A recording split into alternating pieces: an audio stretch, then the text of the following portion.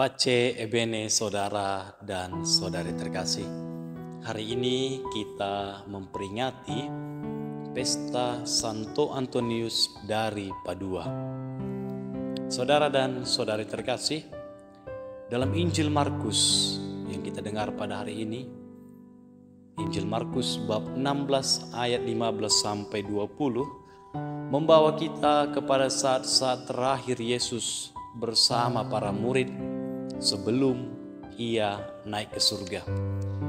Di tengah sukacita kebangkitan, Yesus memberi mereka sebuah perintah yang tegas dan menyeluruh. Pergilah ke seluruh dunia, beritakanlah Injil kepada segala makhluk. Perintah ini bukan hanya sebuah instruksi sesaat, melainkan amanat kekal yang menjadi dasar misi gereja di sepanjang zaman. Yesus tidak meminta murid-murid untuk diam di Yerusalem, melainkan mengutus mereka pergi ke dunia yang lebih luas untuk membawa terang dan harapan kepada semua orang. Saudara dan saudari terkasih, perintah ini juga berlaku bagi kita saat ini. Pewartaan Injil bukanlah tugas eksklusif para imam atau biarawan-biarawati, tetapi setiap orang yang telah dibaptis, yang telah mengalami kasih Kristus, dipanggil untuk menjadi pewarta. Paus Fransiskus dalam Evangelii Gaudium menegaskan bahwa misi di jantung umat beriman adalah misi gereja.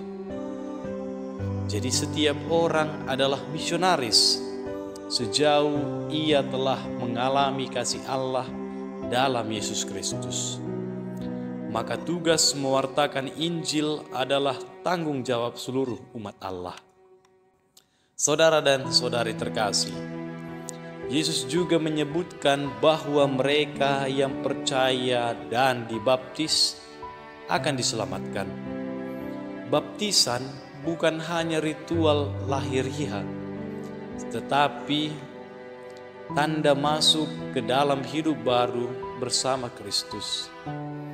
Ini adalah identitas baru sebagai anak-anak Allah dan anggota gereja. Oleh karena itu, pewarta Injil harus mengarah pada pertobatan dan pembaruan hidup. Iman bukan sekedar pengakuan, tetapi harus diwujudkan dalam kehidupan sehari-hari yang mencerminkan kasih dan kebenaran Injil. Saudara dan saudari terkasih, pada hari ini kita juga merayakan pesta Santo Antonius dari Padua, seorang kudus yang sangat dicintai oleh umat beriman di seluruh dunia. Santo Antonius dari Padua dikenal dengan penuh semangat pewartaan, kelembutan hati, dan kedalaman spiritual. Ia bukan hanya dikenal karena mukjizat-mukjizatnya atau karena sering dijadikan perantara dalam pencarian barang yang hilang, tetapi terlebih karena kesetiaannya kepada Kristus dan pewartaan Injil yang hidup. Santo Antonius bukan hanya dikenal karena mukjizatnya, tetapi lebih dalam lagi karena imannya yang kokoh, cintanya yang mendalam, dan semangatnya dalam mewartakan Injil kepada semua orang, khususnya bagi mereka yang miskin dan tersingkirkan. Dan saudara-saudari, hidupnya menjadi contoh bahwa kekudusan bukanlah hal yang jauh untuk digapai, melainkan dapat diwujudkan dalam kesetiaan hidup sehari-hari, terutama dalam mencintai sabda Allah. Saudara dan saudari terkasih, Santo Antonius adalah teladan pewarta sejati. Ia tidak hanya berbicara tentang Allah, tetapi menghadirkan Allah melalui cara hidupnya. Setiap kata yang diucapkannya lahir dari doa, keheningan, dan keintiman dengan sabda Allah. Ia mengingatkan kita bahwa pewartaan yang sejati bukanlah soal kefasihan lidah, melainkan keaslian hidup yang memantulkan kasih Kristus. Dalam dunia yang penuh suara bising dan kepalsuan, kita diajak kembali kepada kesaksian yang tulus dan jujur. Saudara dan saudari terkasih, Santo Antonius juga menunjukkan kepada kita bahwa mencintai sabda Allah berarti menghidupinya dalam tindakan nyata. Santo Antonius dikenal karena keberpihakannya kepada yang lemah. Ia berani menegur ketidakadilan, membela kaum miskin, dan menjadi penghiburan bagi mereka yang menderita. Inilah pewartaan yang hidup, menjadi Injil yang bisa dilihat, didengar, dan dirasakan oleh sesama. Saudara dan saudari, kita semua dapat menjadi pewarta Injil dimanapun kita berada, di tempat kerja, di sekolah, bahkan di media sosial.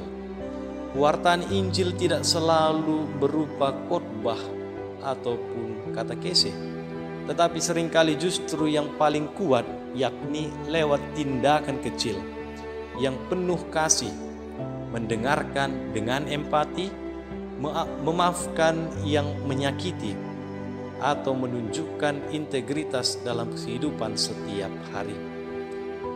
Injil menjadi nyata ketika kita hidup dalam kebenaran, keadilan, dan belas kasih.